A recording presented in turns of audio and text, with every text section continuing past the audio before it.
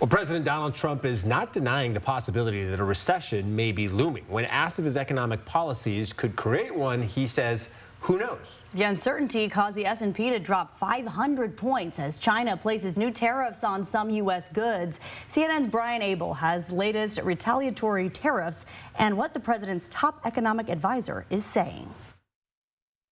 We are seeing the beginning of what could turn into a trade war with China's retaliatory tariffs on many U.S. farm products going into effect today. It's in response to President Trump's tariffs on China, nearly all imports from there that he raised to 20% last week.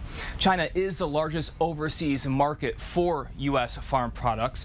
They are imposing tariffs on American chicken, wheat, and corn, along with soybeans, pork, beef, fruit, and others. The escalation is on top of the back and forth tariffs levied, then partially delayed on Mexico and Canada. The uncertainty impacting U.S. and global stock markets. The major U.S. indices all starting the week down after a rough last week for Wall Street. Two major indices having their worst since September.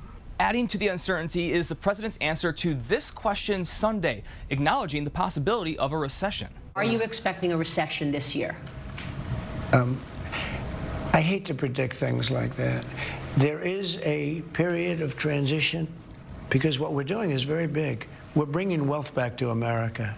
This morning, the White House's top economic advisor, Kevin Hassett, argued that the uncertainty is actually working in the U.S.'s favor.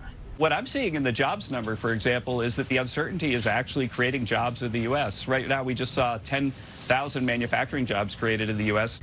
Now, in that interview, Hassett did acknowledge the concerns of many Americans about the economy, and there is potentially more instability ahead. First, the government could shut down by the end of the week if Congress doesn't pass a budget. And then there's Japan, with looming tariffs, sending a delegation this week here to Washington, D.C. for trade talks.